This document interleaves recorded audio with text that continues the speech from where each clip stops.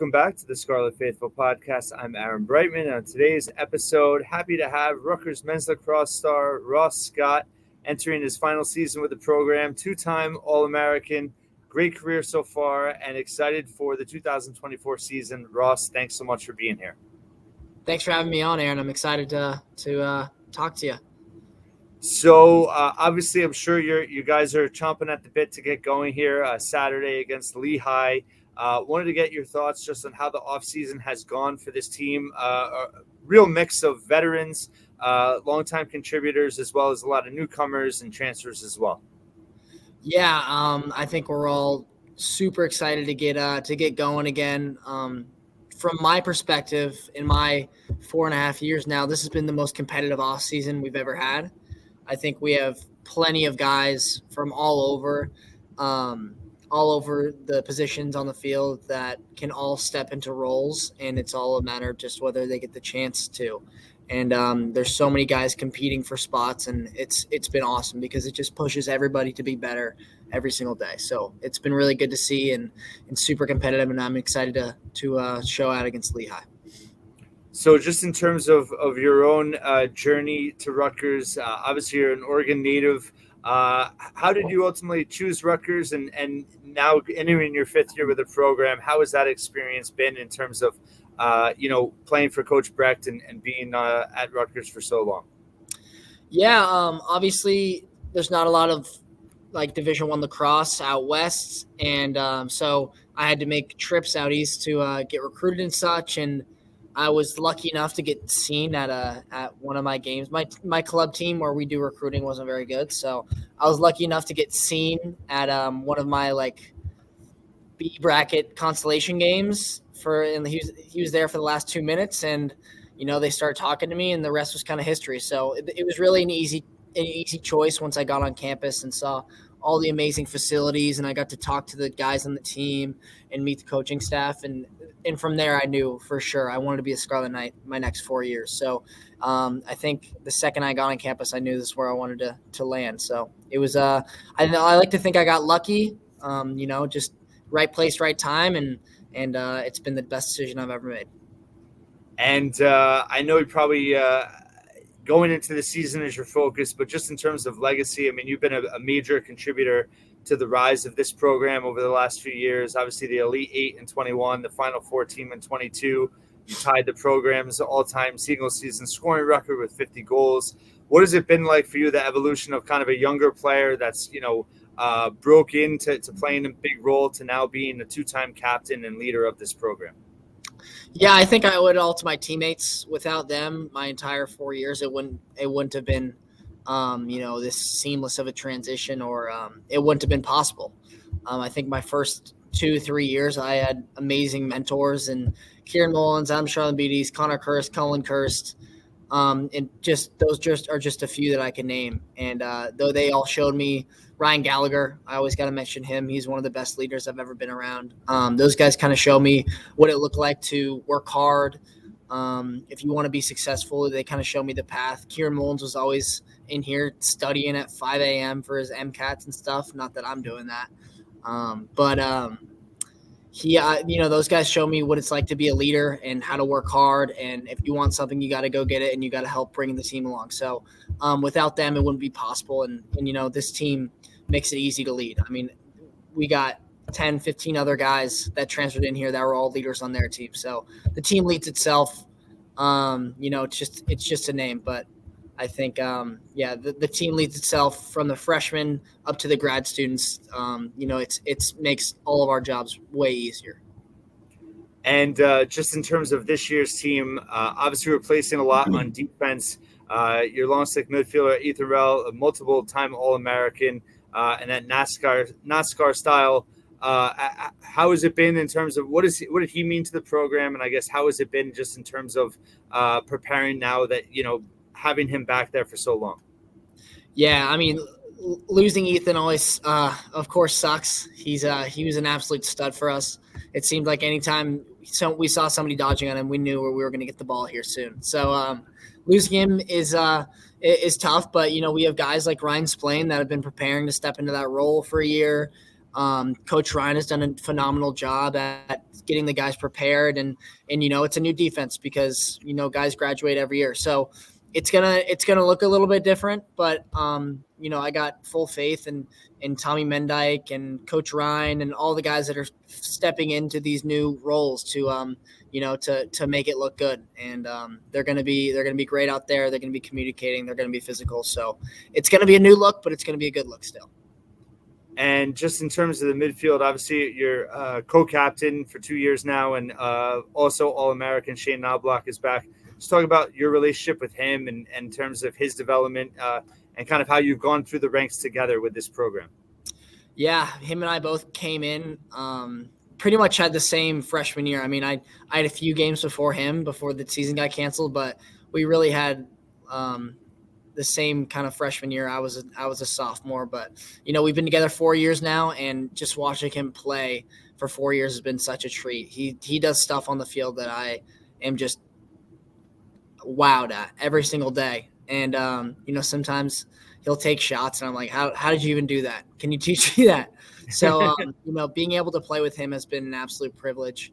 Having someone like that on the field at all times that can win their matchup and get to the goal is just a huge positive for any offense. So I'm really excited to see what he does this year again. And, it's been an absolute privilege to play with him for 4 years. One thing that's always struck me and stood out about this program through the years and just talking to different players and alumni is just the culture within the program, the strong alumni base, the ties that Coach Brecht has made between former players and the current players. How has that been for you? And also, how important is that when you do transition new players into the program, not just freshmen, but also all the transfers that you do have come in now? Yeah, I think we have such a strong culture with being able to integrate new players from different programs every single year. And we have so many guys that are just so accepting, and we welcome these guys with open arms. And all these guys that Coach Brecht is recruiting are great guys anyway. So it's so seamless. I think, we got 12, 13 guys this offseason, and they're all brothers. The second they stand on campus, the second we shake hands and then we get to know them, it's we know we're all in this together, and we're working for a bigger cause. So it's always a seamless transition. The alumni are always in our ears, and they're talking to us, and they're always here back and forth and making sure they're known we're loved. It's known that we're loved here, and they're looking out for us. So it's all amazing. I couldn't have asked for a better place to be, and I'm excited to see what the grad transfers and the new guys do this year. And just learning from last season, obviously didn't end the way you guys wanted it to. Still a solid season, but just missed the NCAA tournament. I guess what lessons have been learned from that, and how do you think that motivates this team this season? Yeah, I think we all kind of saw how last year ended, and it left a sour taste in our mouth. So I think we know it takes another level that we have to get to get to where we want, which is the NCAA tournament, which is Big Ten championships and all that. So I think none of us want to be in the same position we were last year, and we've been working our butts off to make sure that doesn't happen again. And one player that stepped up last season, kind of emerged, is Dante Koulis, in the front line with you. How has his development been, and just in terms of, playing off of him up an attack? Yeah, speaking of just amazing players to be around. Watching him with the ball is pretty special. He can place the ball anywhere he wants on the field. It looks so easy for him. So it's been great to see Dante develop ever since he came in as a freshman, and we went on the NCAA run to now. So he's definitely matured and developed, and I'm excited to see what he does.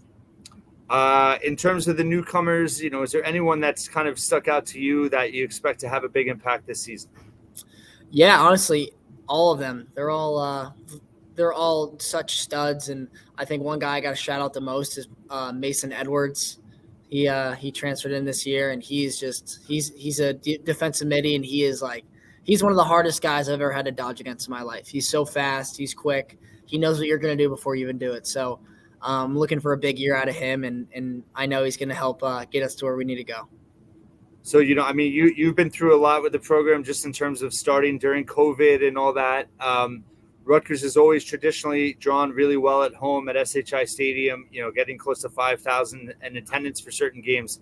I guess I remember talking to Coach Brecht and other players at the time, how important that was when fans were allowed to come back. How exciting is that for you guys still? And is that something you appreciate even more because of how many times you had to play without fans in the past, in the beginning of your career? Yeah, I mean, even when we had the restricted amount of attendance, the Rutgers fans were always showing out as much as they could. I think one of the loudest games I've ever had was during COVID when we could only do half attendance, and I think the Rutgers fans are just the best in the nation. They always show out for us. All the kids are always there. It's great talking to them after the game. They're asking out for autographs. You can get stuck there for half an hour after the game, just talking to the fans and interacting with them, and it's amazing. So we're so blessed to have SHI Stadium and in the Rutgers community. I think it's just a special place to play, and everyone wears that with pride. So every time we're in SHI, it's a treat. We just practiced out there the other day, and everyone is, it's starstruck. It's even for me, it's like the first day I was in there my freshman year. So it's a privilege. You come into SHI Stadium, you're going to get our best. Love that. And just speaking of the non-conference schedule, we know the Big Ten is always, a gauntlet in terms of how good all those teams are. But non-conference, Coach Brecht has always put together a pretty competitive schedule. You obviously open with Lehigh on Saturday. You have Army, who's ranked in the top 10, Princeton, that rivalry. You're at Loyola. I guess, how does the non-conference schedule prepare you guys for conference play? Is there any kind of different mindset in how you approach it? Or is it really just kind of game to game and how your ultimate goal is for this season? Yeah, Coach Brecht does a great job of getting us prepared, and we have plenty of really tough matchups throughout the preseason. So I think that that's a big part of, getting us prepared for Big Ten when we're going to see, really hard, really buttoned up teams every single game. So, but from our perspective, it's really just the same thing every single game. It doesn't matter who the opponent is. We're looking at the same matchup. We're never gonna look down on them, and it's gonna be, they're gonna get our best no matter what. So it's game week is game week. Doesn't matter who the other color jersey is. We're gonna focus on ourselves, and we're gonna give them our best. And just in terms of this team, for what you want to accomplish this season, what do you think are the biggest goals or the biggest keys to you guys gelling early on and being able to put yourselves in a position where you want to be at the end of the season? Yeah, I think, early in the season, it's just kind of getting comfortable with one another. In the fall, we had some guys hurt here and there or had to miss a couple of weeks for some reason. So we're still getting to know each other, and we got to get into a groove for when, we get into the hardest parts of the season, all the teams are buttoned up. So, just getting to know each other, playing our game, figuring out each other. And I think we'll be all right if we continue to improve every single game. Couple more for you. In terms of Coach Brecht, he seems like a great players coach and is always so positive. I guess how has his message been throughout your career? Has it ever changed? Has he always kind of stayed the same way? And I guess what has he meant to you just in terms of your own development throughout your career? Yeah. Coach Brecht has been amazing for this, not only this program, but for people like myself that have been through it for 4 years now. He's been amazing. I mean, he loves Rutgers lacrosse. He loves us. He always puts us first. And, when you go out on the field that Coach Brecht has your back. And when you're out, even when you graduate 10 years later, Coach Brecht always has your back, and he's always communicating with you. And, he's truly one of the best coaches I've ever been around. And, it's been great for me to be here all 4 years and develop from, just a kid from Oregon that didn't know a ton about lacrosse, but he knew, how to play with himself, to now, learning a lot more about the game as a whole and how to be a man, and just kind of everything. Coach Brecht has been amazing. So I'm lucky he took a chance on me, and I'm forever grateful for that. Well, I think you've certainly rewarded his faith in that he had in you, just in terms of your performance and what you've meant to the program on and off the field. 3-time All Big Ten academic achiever as well. I should note. Last question, just in terms of your own career, your own legacy, how you want to be remembered, how you kind of want this all to end. Ultimately, what are you hoping to get from this last season? Yeah, I'm just hoping to maximize our potential, whatever that is. Give everything we can every single game, and I'm hoping to be the best leader that I can be for this team. So, whatever that may be, whether it's scoring goals, getting assists, or just cheering guys on, I think that's my biggest goal, is to just maximize our potential and do whatever I can to help the team succeed. Ross Scott of Rutgers men's lacrosse 2024 season starts Saturday against Lehigh. Wishing you the best of luck this season. We'll definitely be rooting for you and checking things out and covering you guys throughout the year. So best of luck, and thanks for all you've done for the program so far. Thank you, Aaron. I appreciate you having me on.